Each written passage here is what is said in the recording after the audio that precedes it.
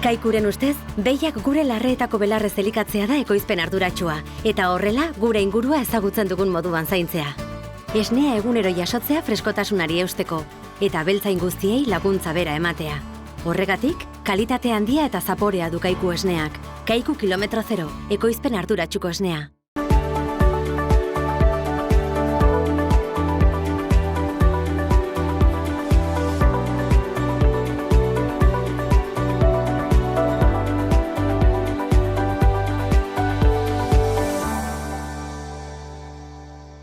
Ongi etorri, hemen gaude Iruñeko erdigunean, Runa Parkean gaude, ze hemen daukagu Autentika feriako lehenengo edizioa.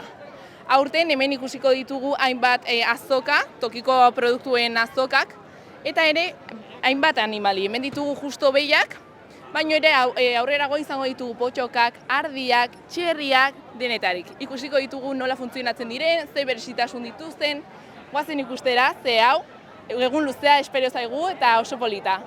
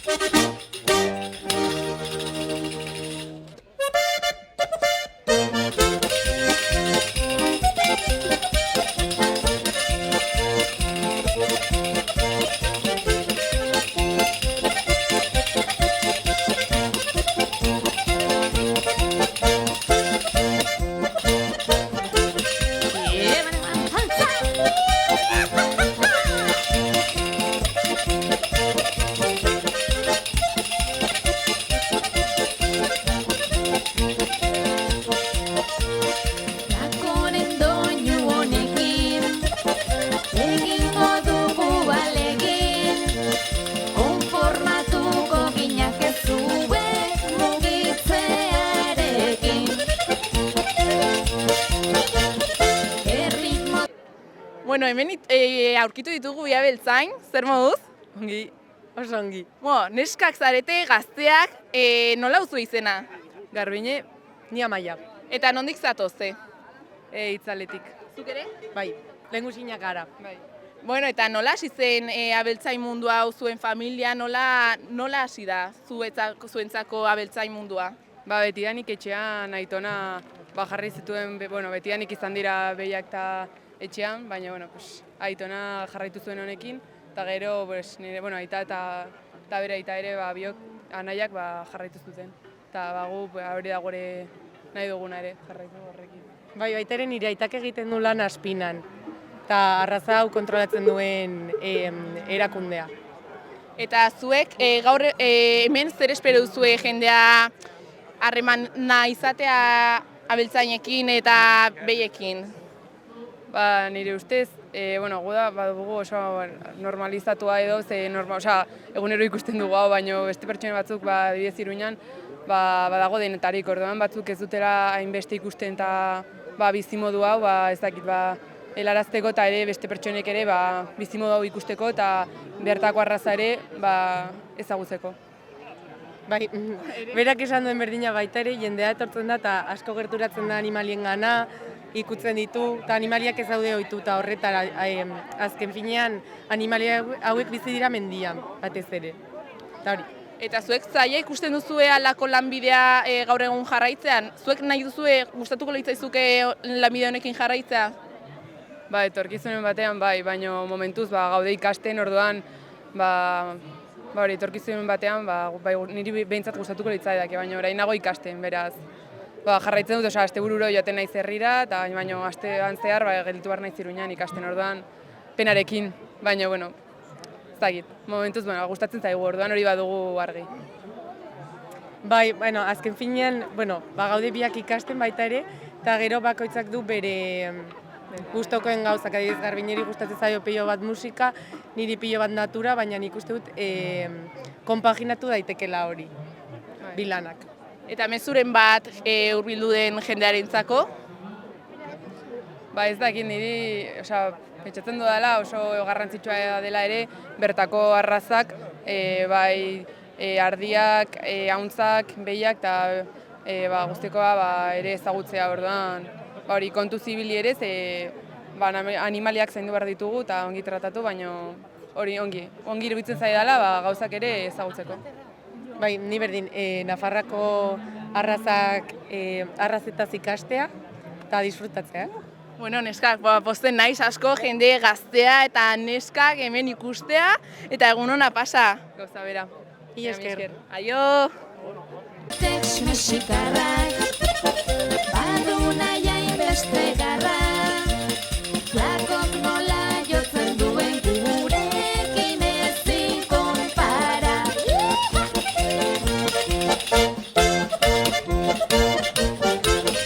Ebra, altza!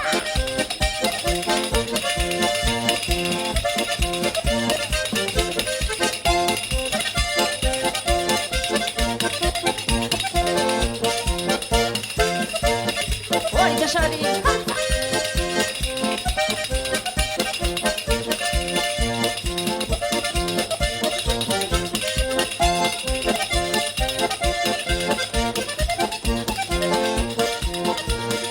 Euskal kantuen tamaina, oso ona dugu baina, mexikarra izaleke hemengo musika haina. Lakorekin joatea, kontzertutxo bat jotzera, seguruago litzake hau amets bat izatea.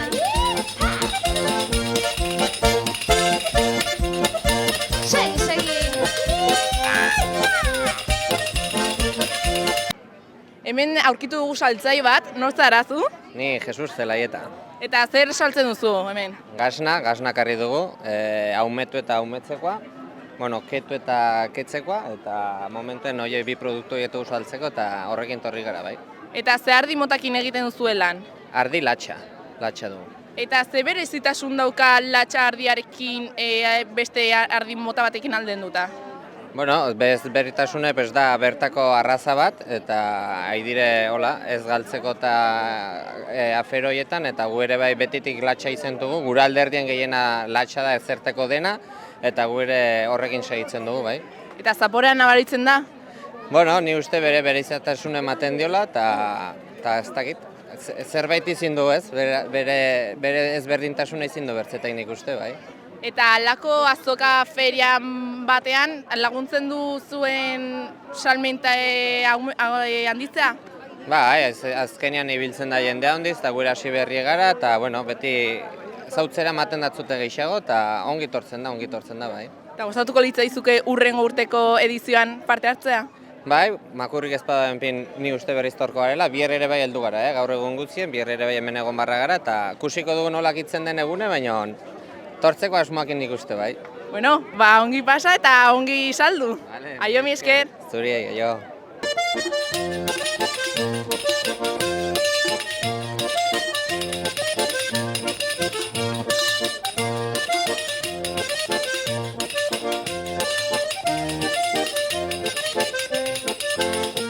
Gaurik ezartxuenetan, ilargiko erregina, lamiaren irudina da manaturak egina, munduan aurkitutaren bertze bat zure berdina, ezakit galduko dudan zuganako maite mina.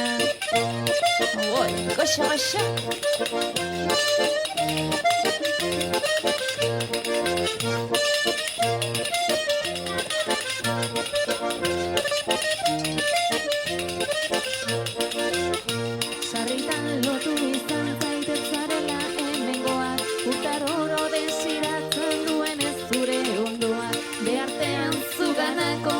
Maitasun sugar sendoa, loturetatik iesi zure begietan doa.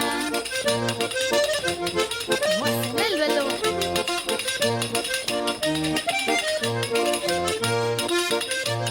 Bueno, nola duzu izena? Ni Lorenzo. Ni badakit, ardientzako hartzaia, behientzako abeltzaina eta txerrientzako? Bueno, ni beti erten du nire buruen ni baserritarra sentitzen nahi, ni baserritarra nahi. Baitu txerria, baitu ardiak, orduen baserritarra.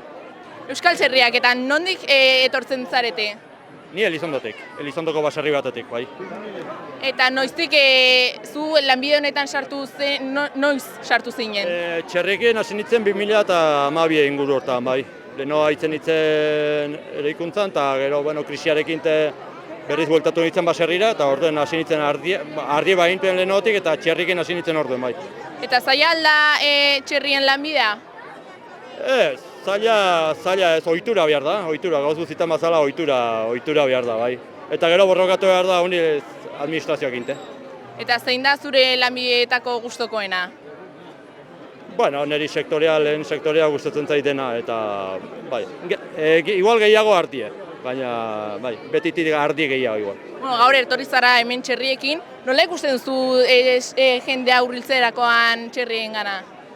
Hombre, azkenean jende pila bat hurbiltzen da eta hori pozgarria da guetako, ez?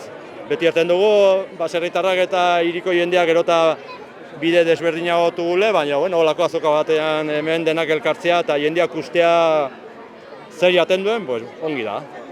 Eta, atzo ere egon zineten, bihar egongo zarete, suposatzen dut. Beste urteetako beste ferietan egon zarete edo bakarrik lehenengo aldiz da hemen ferie batean? Hemen Iruñean lehenbiziko aldia. Bai beste ferie batzon, bai Elizondoko ferietan, bai Iruztongo ferietan ere ibiltzen naiz. Baina hemen Iruñean lehendabiziko aldia. Aurten da lehenbiziko aldia egiten dena gainera, eta ja badun suerte pixat eta errepikatzen den ondoko urtetan. Eta alako feriak uste duzu laguntzen duela jendea ezagutzeko lehenengo sektoreko mundua? Bai, usteko baietz. Porque azkenean mateatzu aukera mintzatzeko denekin eta erakusteko zer den. Eta realitatea, ez? Txerrikomia polita die, baina... Lana gorra eta erran behar dugu gero animalei jaten dugula, ez? Eta gaurko egunean sensibilidade handia dago animalikin, behar dago erakutsiz nola den, ez, realitatea. Hori da. Bueno, mezu bat azkenik bidaltzeko jendeari? Pues hurbiltzeko ona eta aprobetxatzeko azoka guztiek guekin egoteko. Mi esker, ongi izan, egun hauek. Aio!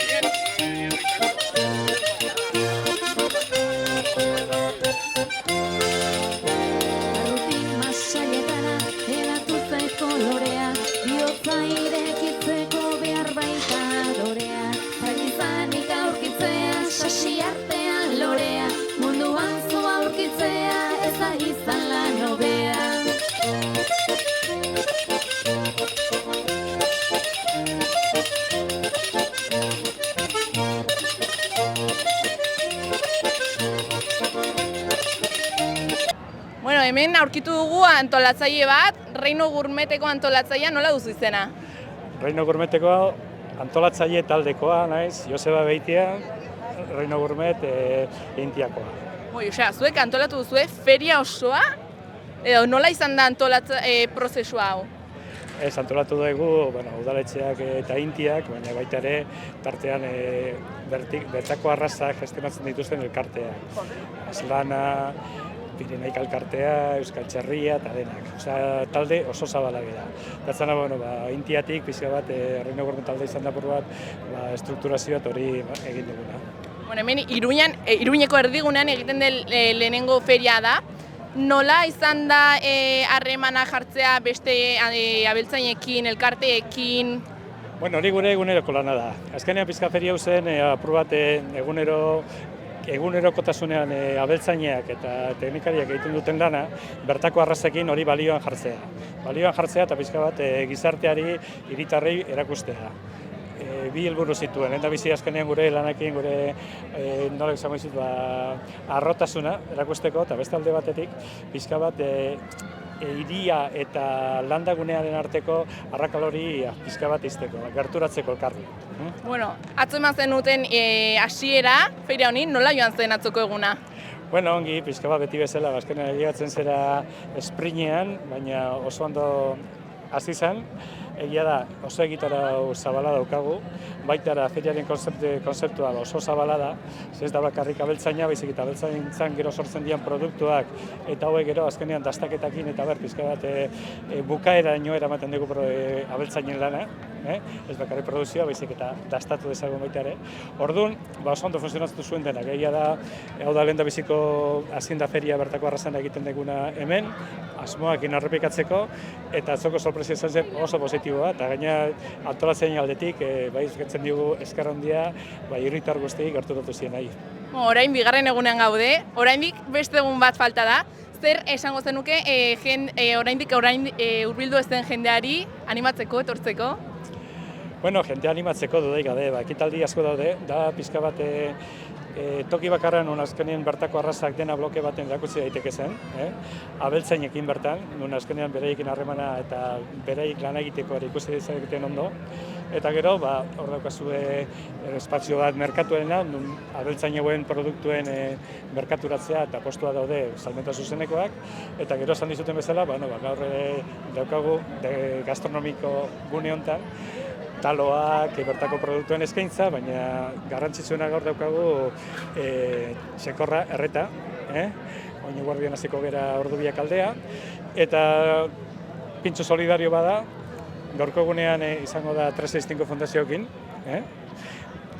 Aratxea, Auritzen jaiotako Aratxea eta Gartzainen izendutakoa, bihar arkumeak ditugu, bihar izango fundazioa izango da Ultzama fundazioa, eta atzo izan ginen beste fundazio batekin elkarlana, nun bestian batez ere buruko gaixatasunak eta horako arazo zituen jentearekin fundazio bat.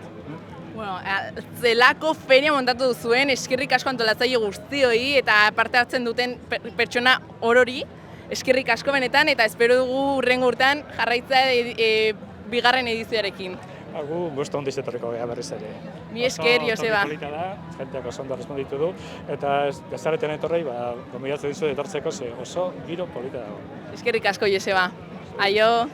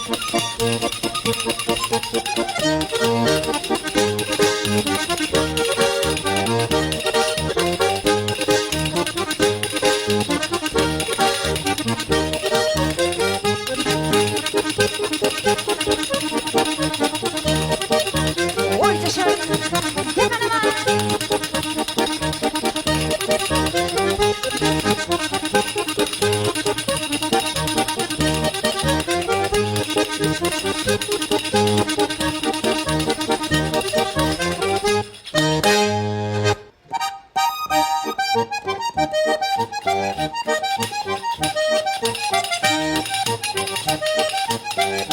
Eman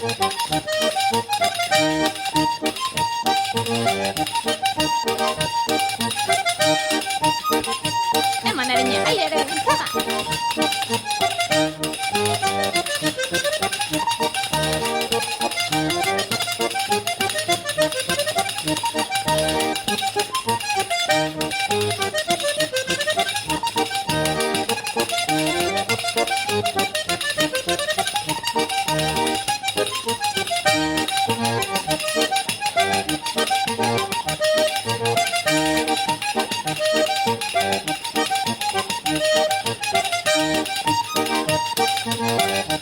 Alzoire!